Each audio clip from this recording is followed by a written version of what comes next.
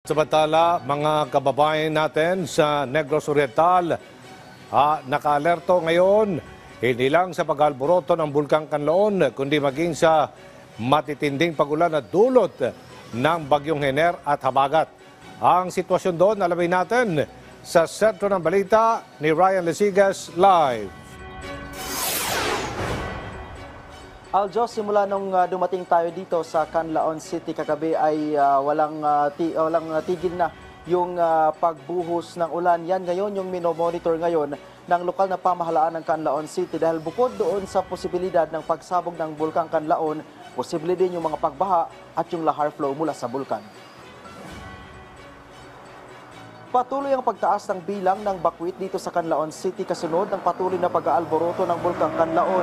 Bukod kasi sa mga nakatira sa 4-kilometer permanent danger zone na nauna ng pinalikas, ipinag-utos na rin ng lokal na pamahalaan ng Canlaon ang evacuation sa mga residenteng nakatira sa low-lying areas. Simula kasi nitong nakarang araw ay wala ng patid ang buhos ng ulan dito sa Canlaon. Sa ngayon, Aljo, ay nasa mahigit 200 pamilya na ang inilikas. Katumbas ito ng halos 700 residente. Partikular na inirereklamo ng mga bakwit ang masangsang na amoy mula sa ibinubugang asupre ng bulkan. Nauna nang lalang fibok sa publiko na nakatira malapit limitahan ng outdoor activities. Ito ay dahil sa pagkalat ng volcanic vaga dahil sa patuloy na pag-aalboroto ng Bulkang Kanlaon. Sa abiso ng Feebox, kanilang sinabi na kung hindi maiwasang lumabas ay gumamit ng N95 ng maraming tubig para mabawasan ng throat irritation or constriction.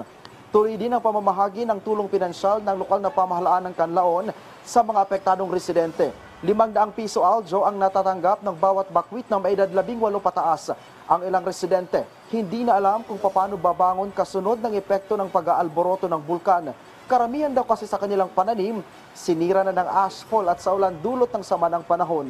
Tulad na lamang ni Virginia na wala na daw mapapakinabangan sa kanyang pananim na gulay. Hindi niya tuloy maiwasang maging emosyonal, lalo pat yun lang ang inaasahan ng kanilang pamilya. Wala na. Sibuyas, carrots. Wala na, goal. Siguro, wala pa'y klaro. Wala pa'y fix nga. Adlaw. Aljo, bagamat takot sa panganib ng bulkan, nais daw sana nilang makabalik na sa kanilang mga tahanan. Alangan eh. Mayor man gud mi dito, God. Mayor man namang kamintam kung naamay sa amo, ah.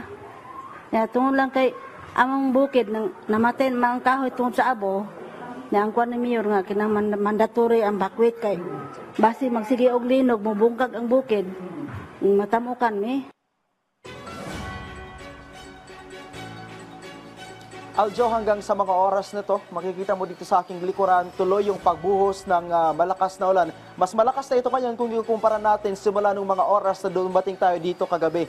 Kung kaya't mahigpit na din yung monitoring ng lokal na pamahalaan, yung kanilang mga rescuers ay naka-alerto na sa kasakaling kailanganin. Ngayong hapon ay magsasagawa din ng special session ang mga opisyal ng lokal na pamahalaan ng Canlaon City para humingi ng karagdagang tulong. Sa nakalipas na magdamag, Aljo, nasa 2 volcanic earthquakes lamang yung naitala ng Feebox mula sa Bulkang Kanlaon, pero mataas pa rin yung ibinubuga nitong asupre na halos 11,000 tonelada kada araw. Aljo. Maraming salamat, Ryan Lesigas.